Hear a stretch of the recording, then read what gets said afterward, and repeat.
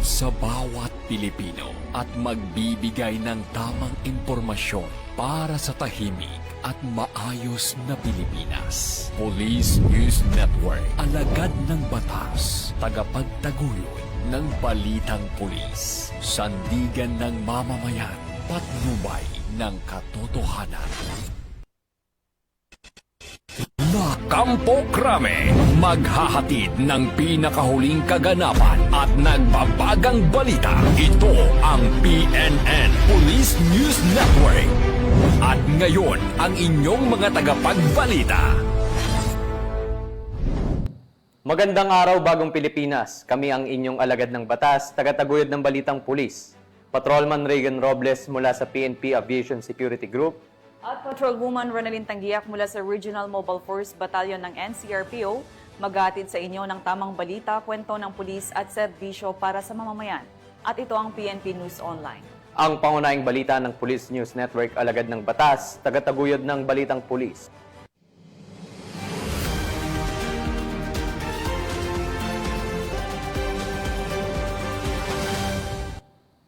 Narito ang mga balitang dapat niyong abangan.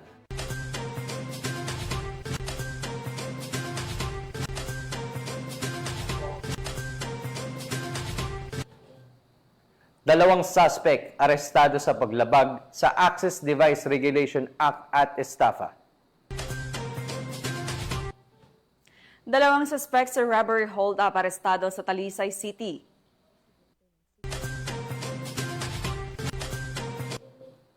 At drug den, nabuwag sa anti-illegal drug operation sa Bukidnon. 5 suspect arestado.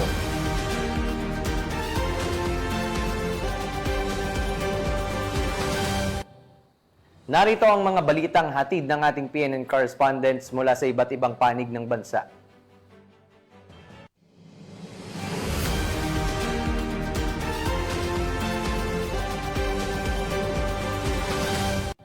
Simulan natin ang balita mula sa bahagi ng Luzon.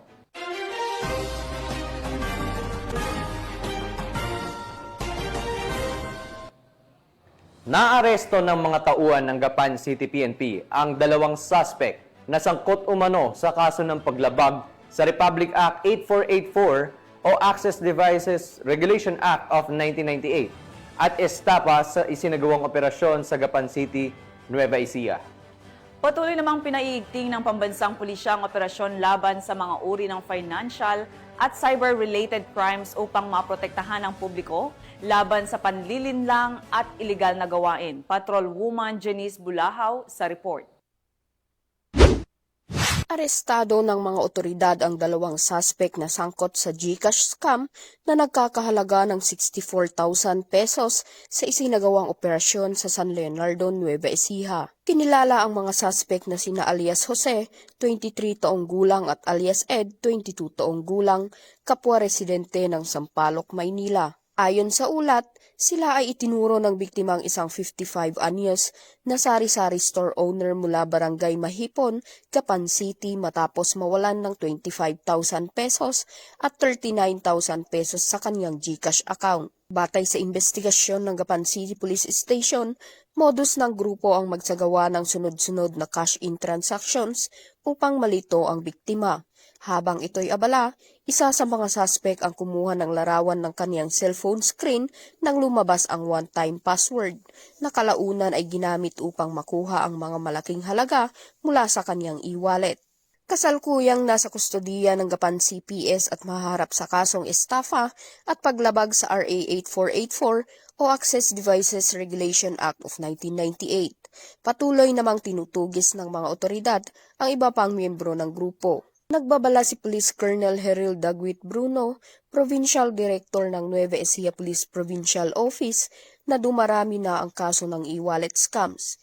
Hinihikayat niya ang publiko na maging mapagmatsyag at agad i-report sa pulisya ang anumang kahinahinalang transaksyon. Mula dito sa gitnang Luzon, ako ang inyong PNN correspondent, Patrolwoman Janice Bulahaw. Alagad ng batas, tagataguyod ng balitang pulis. Maraming salamat, Patrolwoman Bulahaw. Sa Pidig, Ilocos Norte, isang babaeng ang naaresto dahil sa kasong qualified theft. Sa bisa ng alias warrant of arrest, agad siyang nadakip ng mga otoridad. Yan ang tinutukan ni Police Master Sergeant Robert Abella Jr.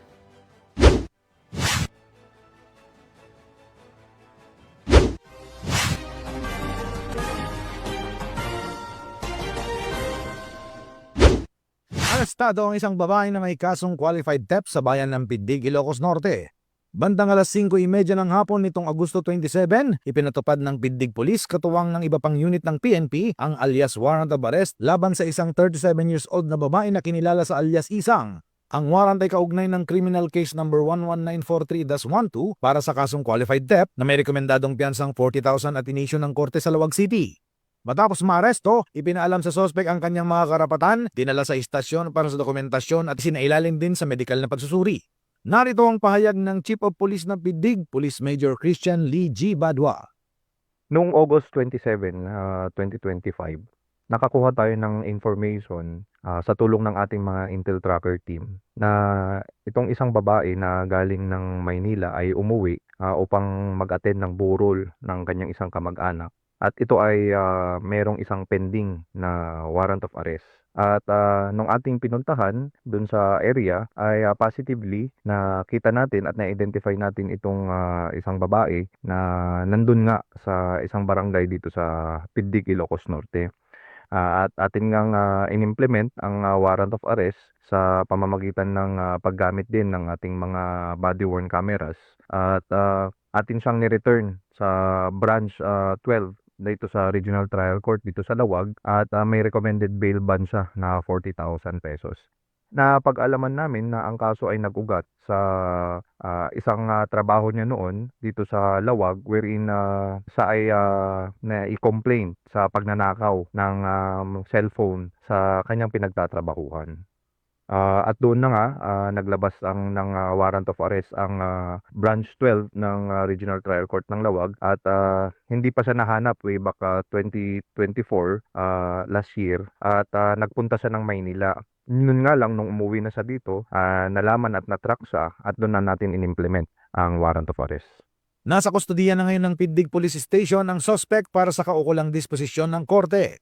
Para sa mas ligtas at maayos na pamayanan, tiniyak ni Police Major Badwa na patuloy ang kanilang operasyon laban sa mga taong may kinakaharap na kaso.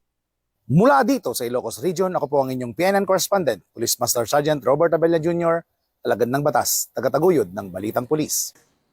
Maraming salamat, Police Master Sergeant Abella.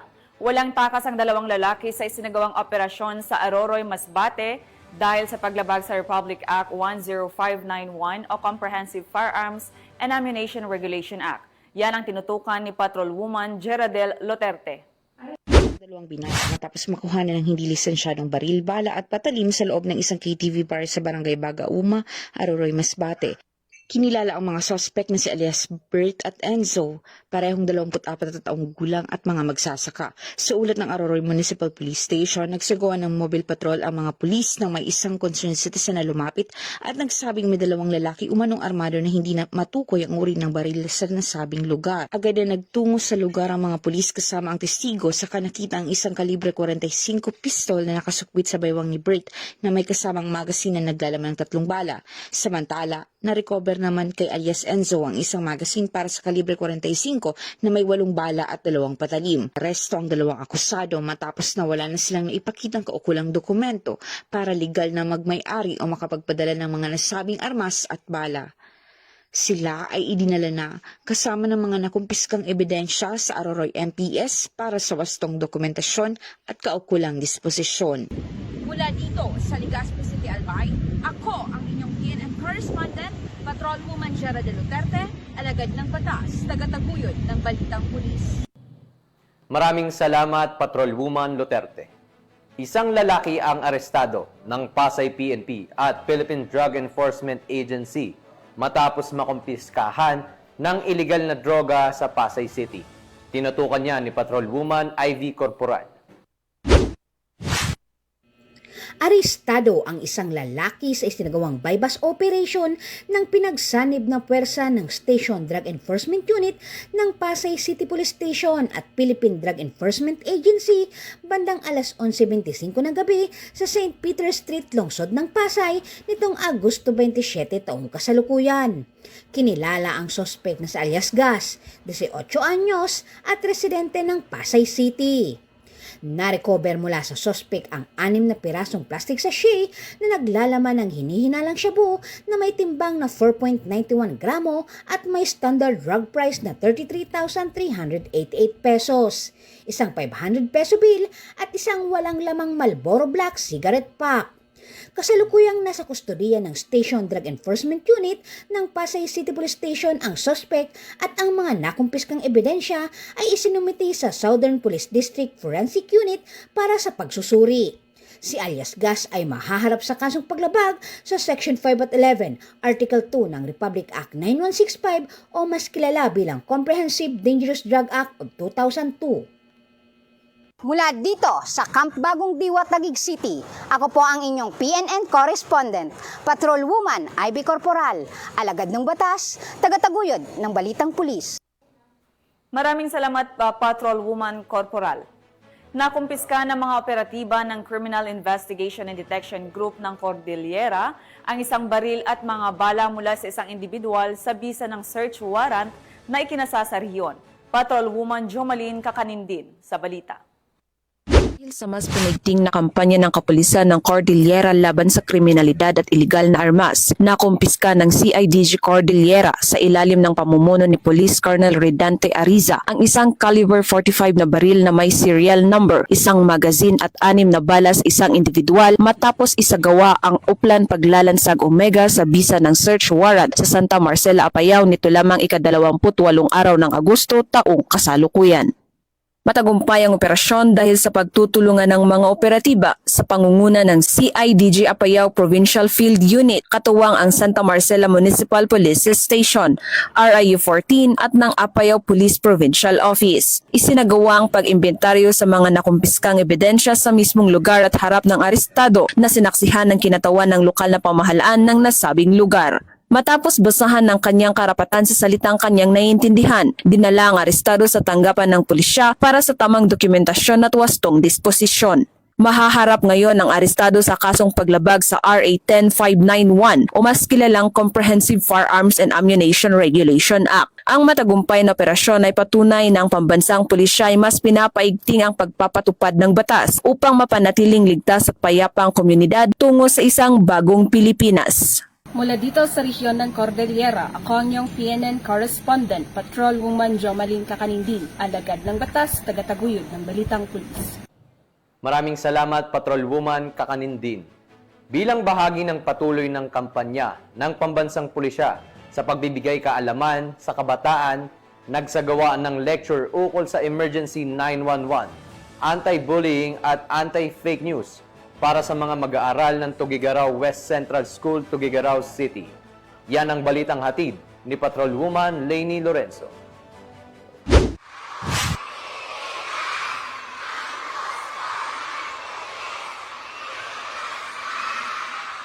Sa patuloy na pagpapaigting ng kampanya ng pambansang pulisya laban sa krimen at maling impormasyon, nagsagawa ng lecture ang Cagayan Police Provincial Office sa pangunguna ni Police Captain Sheila Joy N. Fronda, Assistant Chief, Police Community Affairs and Development Unit, katuwang ang Regional Community Affairs and Development Unit sa pamumuno naman ni Police Major Sharon C. Malilin, Chief, Regional Public Information Office at ang Tugigaraw Component City Police Station sa Tugigaraw West Central School, Tugigaraw City nito lamang ika-27 ng Agosto taong kasalukuyan. Kabilang sa mga tinalakay ang kahalagahan ng maagap at wastong paggamit ng E911 Emergency Hotline, ang masamang epekto ng bullying sa kapwa mag-aaral at ang kahalagahan ng pagiging mapanuri bago magbahagi ng impormasyon sa social media. Nagkaroon din ng interaktibong talakayan at pagbibigay ng katanungan mula sa mga estudyante upang higit na maunawaan ang mga paksa. Layunin ng naturang aktibidad na palawakin ang kaalaman ng mga guro at mag-aaral hinggil sa tamang paggamit ng PNP E911 hotline, pagbibigay diin sa mga hakbang laban sa pambubuli at pagpapalaganap ng kaalaman ukol sa mga panganib na dulot ng fake news. Sa pamamagitan ng programang ito, layunin ng PNP na patuloy na makipag-ugnayan sa mga paaralan upang palakasin ang kamalayan, disiplina at kaligtasan ng kabataan. Mula dito sa Lambak ng Cagayan, ako ang inyong PNN correspondent, Patrolwoman Lainey Lorenzo. Alagad ng batas, tagataguyod ng Balitang Pulis. Maraming salamat, Patrolwoman Lorenzo. Pinasinayaan at sinagawa ang blessing ng bagong tayong Provincial Command Center kasama ang 2 pang makabagong proyekto sa Laguna Police Provincial Office sa Santa Cruz, Laguna. Yan ang report mula kay Patrolwoman Mary May Sartorio.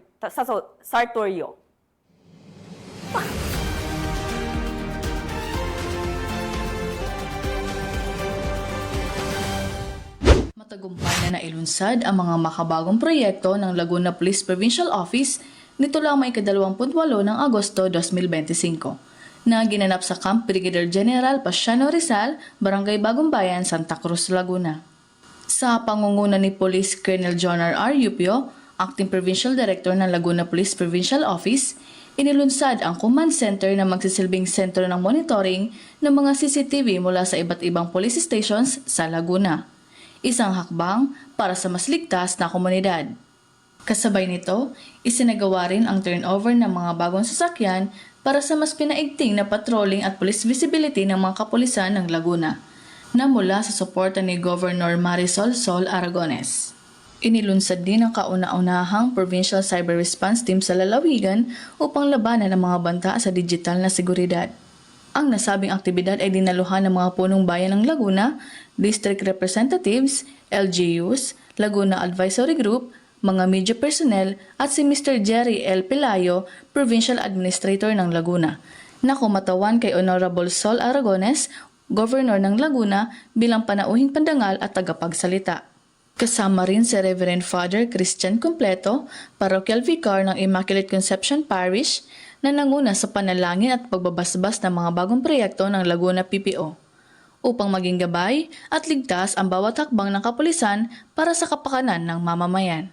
Ang mga ito ay naglalayong mapalakas ang kakayahan ng Laguna Police Provincial Office sa pagtugon sa mga modernong hamon sa seguridad, sa pamamagitan ng makabagong teknolohiya, dagdag na kagamitan at matibay na ugnayan sa pamahalaan at komunidad upang masiguro ang kaligtasan at kapayapaan ng bawat mamamayan sa lalawigan.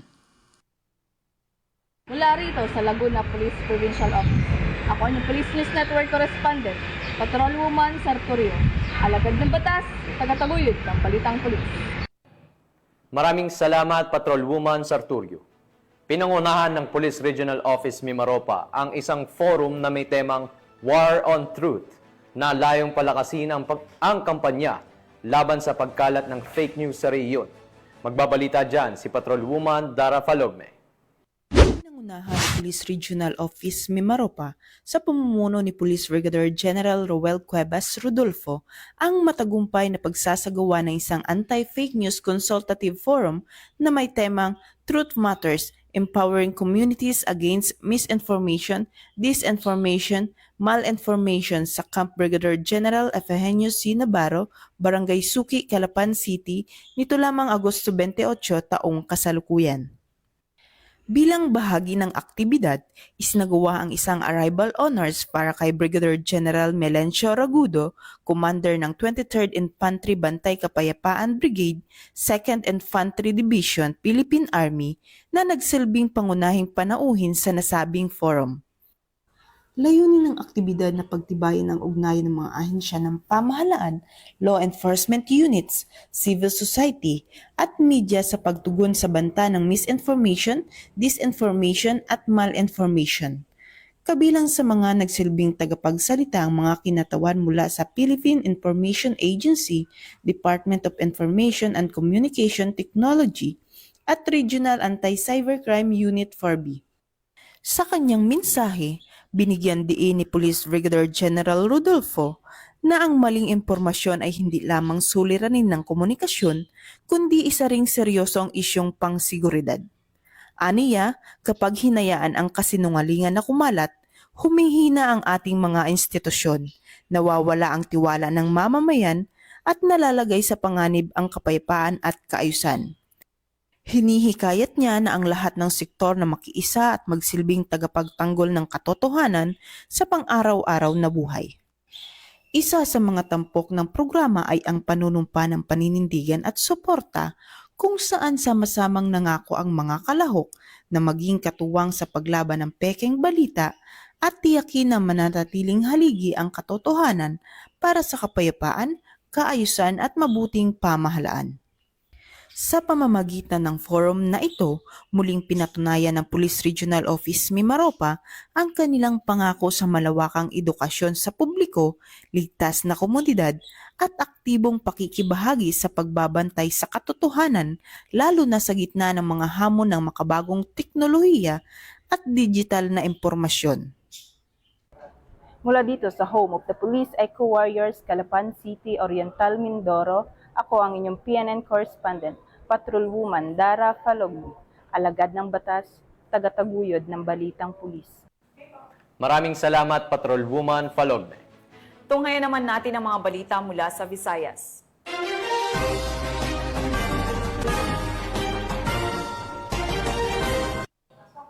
Sa presinto ang bagsak ng dalawang suspect matapos mahuli ng mga otoridad sa kasong robbery hold-up sa Talisay City.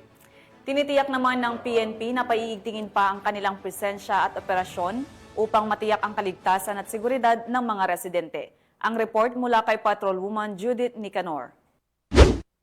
Sa kulungan ang bagsak ng dalawang sospek sa robbery hold-up na naganap sa Minglanilla at Talisay City. Matapos itong mamataan ng isang concerned citizen na kaagad namang inaksyonan at inaresto ng kapulisan ng Talisay City sa Sitio Neighborhood, Barangay Tabunok, City of Talisay, Cebu nito lamang nakaraan. Kinilala ni Police Lieutenant Colonel Myla C. Maramag, Chief of Police ng Talisay City Police Station, Cebu Police Provincial Office, ang dalawang sospek na si Christopher, 36 anyos at Mark, 25 anyos na parehong mga residente ng Sitio Antipolo, Barangay Linaw, City of Talisay, Cebu. Ayon sa ulat ng mga otoridad, bandang alas 5 GMT ng hapon nang makatanggap umano ng tawag galing sa isang concerned citizen patungkol sa dalawang sospek at kaagad naman itong tinungo ng mga investigador na nagresulta sa pagka-aresto ng dalawang sospek. Nakumpiska mula kay Christopher ang isang unit ng caliber 38 na revolver at 4 na bala, habang kay Mark naman ay isang unit caliber ng 9mm pistol, isang magazine at 3 bala.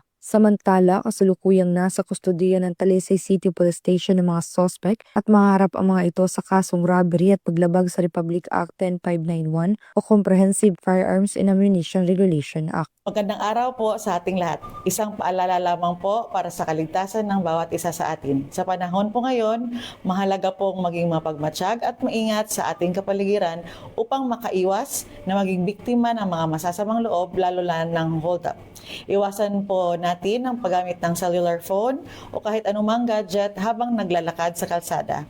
Siguraduhin din nating ligtas at nakatago ang mga mahalagang gamit gaya ng mga wallets at mga alahas. Kung maaari, umiwas sa madidilim o mapangahas na lugar at mas mainam po na may kasama tayong kaibigan o kakilala kapag uuwi ng gabi. Huwag po tayo mag-atubiling magsumbong o tumawag agad sa pinakamalapit na himpilan ng pulisya kung may kahina-hinalang tao o pangyayari. Tandaan po natin ang pagiging alerto at maagap ay susi upang mapanatiling ligtas ang ating sarili at ang ating pamilya. Salamat po. Patunay lamang ng Talisay City PNP katuwang ang komunidad ay patuloy sa pagpapatupad ng kanilang sinumpaang tungkulin kontra sa lahat ng uri ng kriminalidad upang magkaroon ng maunlad na bansa para sa bayan ng Pilipino tungo sa isang bagong Pilipinas. Mula dito sa Central Visayas, ako ang inyong Police News Network Correspondent, Patrolwoman Judith Nicanor, alagad ng batas, tagataguyod ng balitang pulis. Maraming salamat, Patrolwoman Nicanor. Walang kawala sa batas ang isang jeepney driver matapos maaresto sa bypass operation sa Gimbal, Iloilo. Ang buong detalye ng report mula kay Patrolwoman Andrea Dominic de Palubos.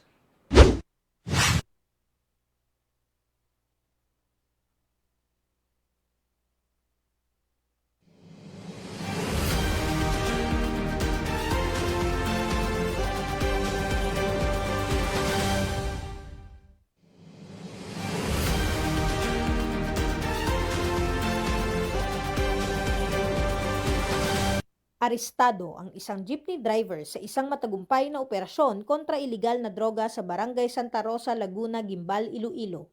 Nito lamang 27 ng Agosto taong kasalukuyan. Ang operasyon ay pinangunahan ng Gimbal Municipal Police Station sa pamumuno ni Police Captain Melvin S. Mercado, officer in charge, na nagresulta sa pagkakadakip sa sospek na kinilalang si alias Nonoy, 38 taong gulang, binata, isang jeepney driver at residente ng Barangay Anunoo, Gimbal, Iloilo. Nakuha sa pag-iingat ng sospek ang isang piraso ng heat-sealed plastic sachet ng hinihinalang shabu at buy-bus money na nagkakahalaga ng 1,500 piso. Ang nakumpiskang suspected shabu ay may kabuuang bigat na humigit kumulang 4 na gramo na may standard drug price na umabot sa tinatayang 27,200 piso. Kasalukuyang nasa kustudiya na ng pulisya ang sospek para sa tamang disposisyon at haharap sa kasong paglabag sa RA 9165 o ang Comprehensive Dangerous Drugs Act of 2002. Ang matagumpay na operasyong ito ay patunay ng walang humpay na pagsisikap ng kapulisan sa rehiyon ng Western Visayas sa pagpapatupad ng kampanya kontra iligal droga alinsunod sa kanilang advokasya na linisin ang mga komunidad sa banta ng iligal na droga. Binigyang diin din ng Police Regional Office 6 ang kanilang paninindigan sa pagbuwag ng mga sindikato na patuloy na naglalason sa kinabukasan ng kabataan at komunidad. Ang ganitong mga operasyon ay buga ng masinsinang investigasyon, kooperasyon ng komunidad at dedikasyon ng ating mga kapulisan na magsilbi para sa bayan. Nananawagan ang Philippine National Police sa publiko na patuloy na magkipagtulungan at isumbong ang anumang kahinahinalang aktibidad upang mas mapabilis ang pagkamit ng isang ligtas at mapayapang pamayanan. Dahil sa bagong Pilipinas, ang gusto ng pulis, ligtas ka. Mula dito sa Police Regional Office 6, ako ang inyong PNN Correspondent, Patrolwoman Andrea Dominic de Palubos, alagad ng batas, tagataguyod ng Balitang Pulis. Maraming salamat, Patrolwoman de Palubos. Hindi na nakapalagpa ang isang street-level individual matapos maaresto sa ikinasang buy-bus operation ng Burauen PNP sa Barangay Arado, Burauen, Leyte. Magbabalita dyan si Patrolwoman Maria Elena Singian. Aresto ng mga awtoridad ang isang street-level individual sa ikinasang buy-bus operation sa Barangay Arado, Burauen, Leyte. Bandang alas 2:35 ng hapon ng ikasang operasyon ng mga tauhan ng Burauen Municipal Police Station Station Drug Enforcement Unit sa koordinasyon sa Philippine Drug Enforcement Agency 8. Narecover sa suspek ang 8 pakete ng hinihinalang shabu na may tinatayang timbang na 4.31 gramo na nagkakahalaga ng 29,308 pesos, isang genuine 500 peso bill na ginamit bilang buy-bus money at isang pirasong 5 peso coin. Mahaharap ang suspek sa kasong paglabag sa Section 5 at 11 Article 2 ng RA 9165 o Comprehensive Dangerous Drugs Act of 2002.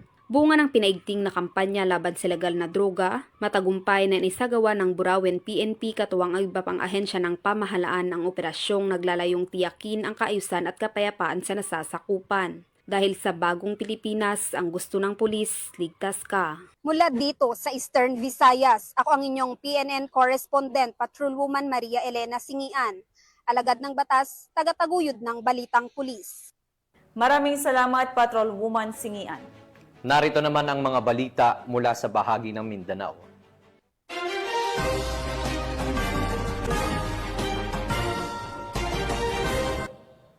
Tatlong lalaking most wanted person ang arestado ng mga otoridad dahil sa kasong murder sa Cotabato City.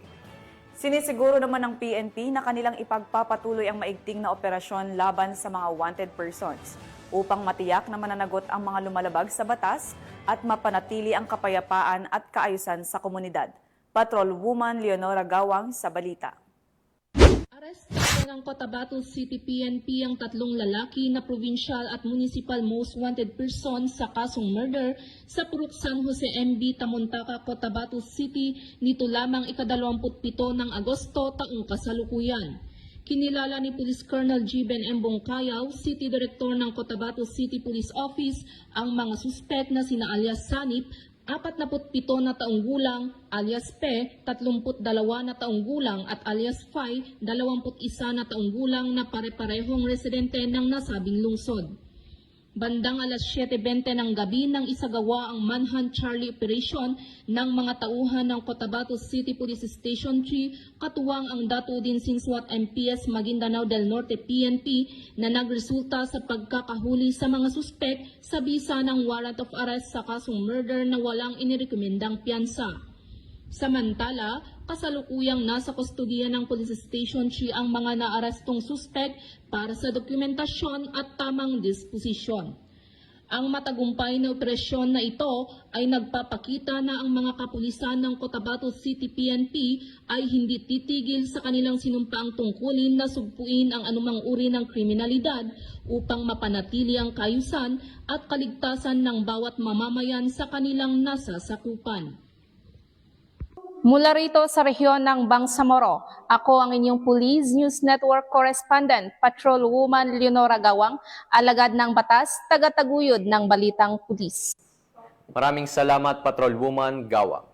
Matagumpay na nabuwag ng mga otoridad ang isang drug den sa isinagawang anti-illegal drug operation sa Bukidnon na nagresulta sa pagkakaaresto ng 5 suspect. Ang balita mula kay Patrolwoman Danessa Berdos. Matagumpay na nabuwag ang isang drug den kasabay sa pagkakaaresto ng 4 na individual na mga sangkot sa ilikal na droga sa isinagawang anti-drug operation ng PDEA 10 Regional Special Enforcement Team at mga operatiba ng Manolo Fort Ridge Municipal Police Station sa Barangay Tankulan, Manolo Fort Ridge, Bukidnon.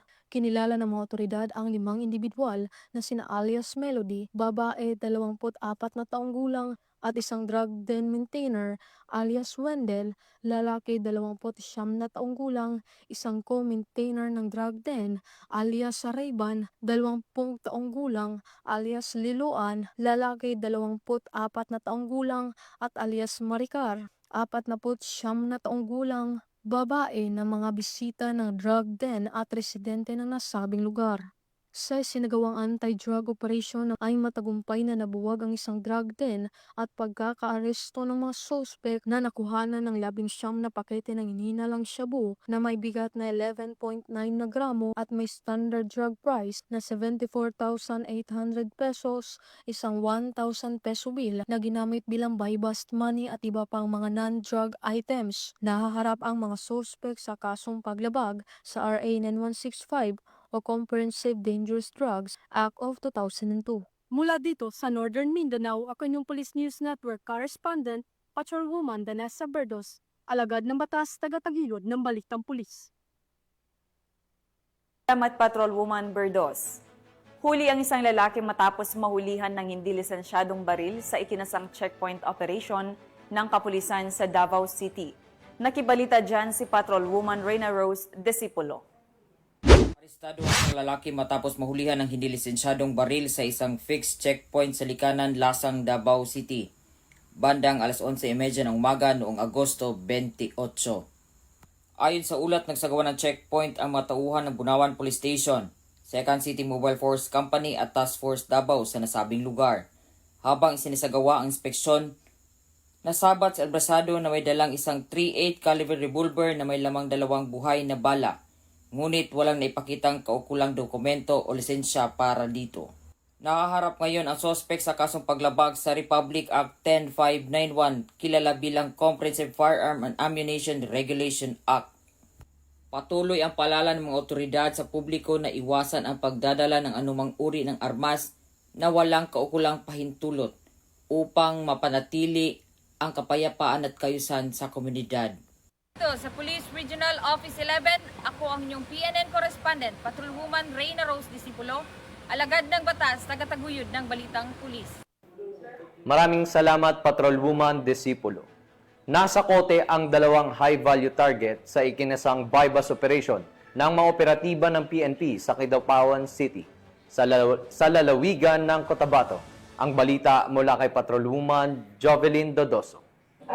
Ang dalawang high-value target sa ikinasang anti-illegal drugs buy-bust operation ng pinagsanib na puwersa ng PIDEA Cotabato Provincial Office, Kidapawan City Police Station at Cotabato Police Provincial Office sa Kidapawan City nito lamang Agosto 27 taong kasalukuyan. Kinilala ang mga sospek na sina alias Tommy, 35 anyos, isang welder at si alias D, 21 anyos, construction worker at kapwa residente ng Kidapawan City. Nasamsam sa operasyon ang 13 pirasong Hitzel plastic sachet na pinaghihinala ang shabu na may timbang na humigit kumilong 20 gramo na may standard drug price na 136,500 pesos at isang 500 piso bill na ginamit bilang mark money at isang improvised glass tuter. Nahaharap ang mga suspect sa kasong paglabag sa RA 9165 o Comprehensive Dangerous Drugs Act of 2002. Patuloy namang pinaiigting ng Kidapawan City Police Station at PIDEA ang kanilang kampanya laban sa illegal na droga upang matiyak ang kaligtasan ng publiko at masupil ang operasyon ng mga drug personalities sa rehiyon. Mula dito sa General Santos City, ako ang inyong Police News Network correspondent, Patrolwoman Jovelyn Dodoso, alagad ng batas, taga-taguyod ng Balitang Pulis. Maraming salamat, Patrolwoman Dodoso. At para sa uling balita, nagbigay ng seguridad at police assistance ang mga tauhan ng San Francisco Municipal Police Station sa ginanap na 7th Anniversary Fun Run ng Banbanon Riders Club sa San Francisco, Agusan del Sur. Yan ang balitang hatid ni Patrolwoman Joanna Kawile.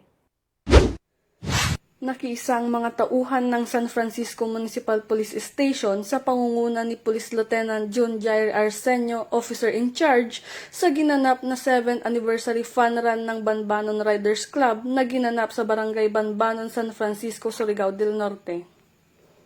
Layunin ng aktibidad na hindi lamang ipagdiwang ang anibersaryo ng Banbanon Riders Club, kundi magsilbing paraan upang palaganapin ang kalusugan, disiplina at pagkakaisa sa komunidad. Pinangunahan ng organisasyon ang iba't ibang pakulo at programa para sa mga lumahok, kabilang na ang masayang takbuhan na dinaluhan ng iba't ibang sektor. Ang partisipasyon ng San Francisco Municipal Police Station ay bahagi ng kanilang patuloy na programa sa pagpapatibay ng relasyon sa mamamayan sa pamamagitan ng paglahok sa mga ganitong gawain na ipapakita ng kapulisan ang kanilang suporta at pakikipag-ugnayan sa mga lokal na grupo upang mas mapalakas ang tiwala ng publiko. Ipinahayag naman ni Police Lieutenant Arsenio ang pasasalamat sa Banbanon Riders Club sa pag-anyaya sa kanilang unit at tiniyak na laging handa ang San Francisco MPS na makiisa sa mga aktibidad na nagtataguyod ng kalusugan, kapayapaan at pagkakaisa ng komunidad. Mula dito sa Police Regional Office 13, ako ang inyong PNN Correspondent, Patrolwoman Joanna Kawili, alagad ng batas, taga-taguyod ng Balitang Pulis. Maraming salamat, Patrolwoman Kawile. At yan ang mga balitang nakalap ng ating PNN correspondents mula Luzon, Visayas at Mindanao. Sa ngalan ng pamunuan ng Philippine National Police sa pangunguna ni Acting Chief PNP, Police Lieutenant General Jose Melencio Nartates Jr. at sa pamumuno ni President Ferdinand Bongbong Marcos Jr., kami ay maglilingkod sa bawat Pilipino at magbibigay ng tama at balanseng balita. Mula rito sa tanggapan ng tagapag-ugnay ng Pambansang Pulisya, kami ang inyong alagad ng batas, taga-taguyod ng Balitang Pulis, Patrolman Regan Robles mula sa PNP Aviation Security Group, at Patrolwoman Ronelyn Tanggiak mula sa Regional Mobile Force Battalion ng NCRPO, maghatid sa inyo ng tamang balita, kwento ng pulis at serbisyo para sa mamamayan. At ito ang PNP News Online. Ang pangunahing balita ng Police News Network.